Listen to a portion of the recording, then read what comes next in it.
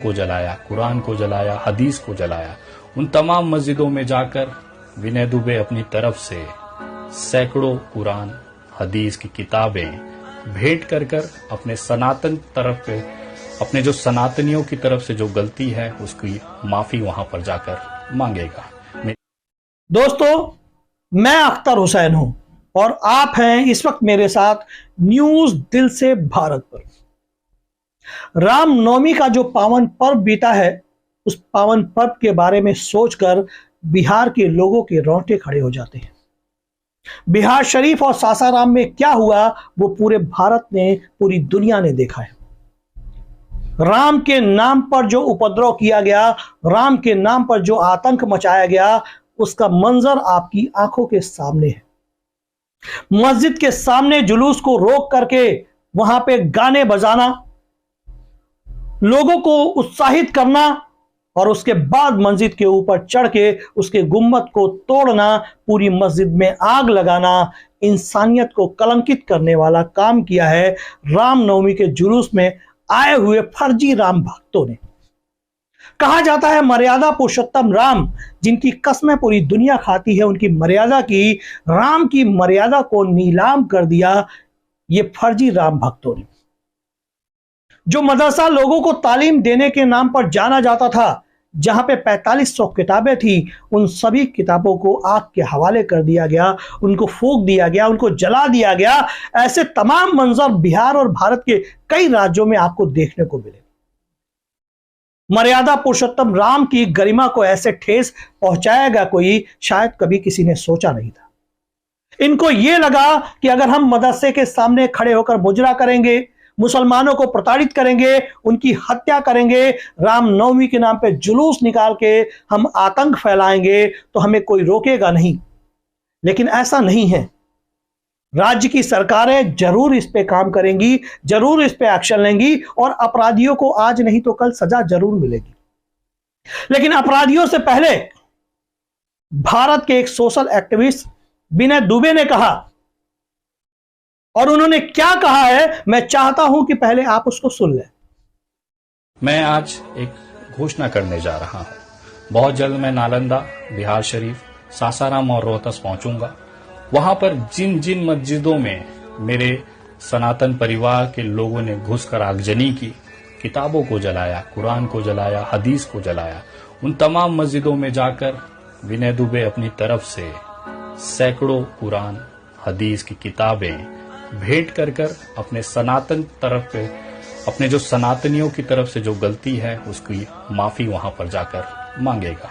मेरी कोशिश है कि उन तमाम मेरे निराश, मजबूर, अपने आप को अकेले समझने वाले तमाम मेरे मुसलमान भाइयों का हाथ पकड़कर मैं उन्हें यह विश्वास दिलाना चाहता हूं कि इस देश के अंदर आप आज भी अकेले नहीं हैं। विनय दुबे जैसे तमाम सैकड़ों हिंदू भाई, सनातनी भाई आपके साथ खड़े हैं।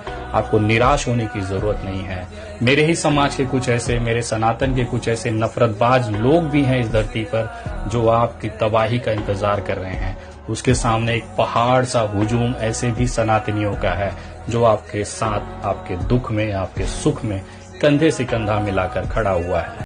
सुना आप लोगों ने, विनय दुबे ने कहा कि रामनवमी के मौके पर सासाराम या बिहार शरीफ में जहां हमारे सनातन धर्म के लोगों ने मस्जिदों में आग लगाई, मदरसों में आग लगाई, घरों में आग लगाई, किताबों को फूंक दिया, मैं वहां आऊंगा और अपने सनातन धर्म के लोगों की तरफ से माफी मांगूंगा। सभी मस्जिदों में मैं वो किताबें दूंगा जिन किताबों को लोगों ने जला दिया है, जिन्हें फूंक दिया है, जिन्हें खत्म कर दिया।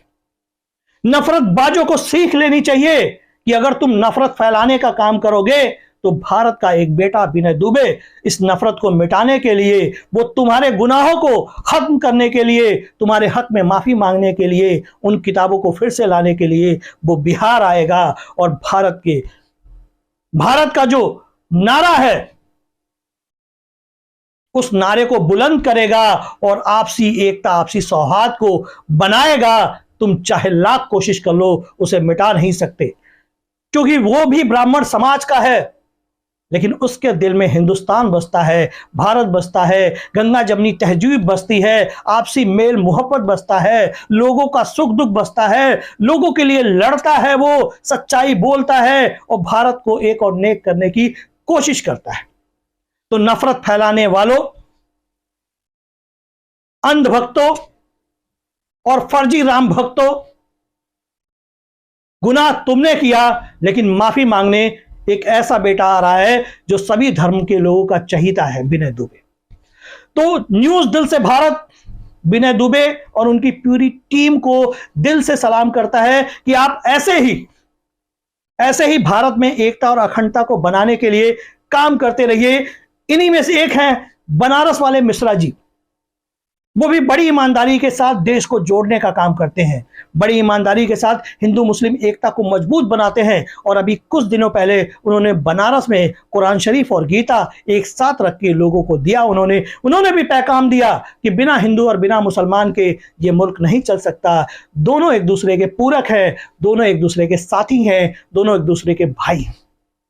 तो विनय दुबे और बनारस वाले मिश्रा जी, आप दोनों लोगों को न्यूज दिल से भारत की तरफ से बहुत बहुत शुभकामनाएं इस देश में एकता और अखंडता को बनाने के लिए, और इस देश में नफरत फैलाने वालों के मुंह पे कालिक लगाने के लिए, और इस देश में हर उस तबके का साथ देने के लिए जो आज डरा हुआ है, जो आज मजलूम है, जो आज असहाय है, उसे लगता है कि अब हमारा भी कोई है जो हमारे लिए आवाज उठा सकेगा।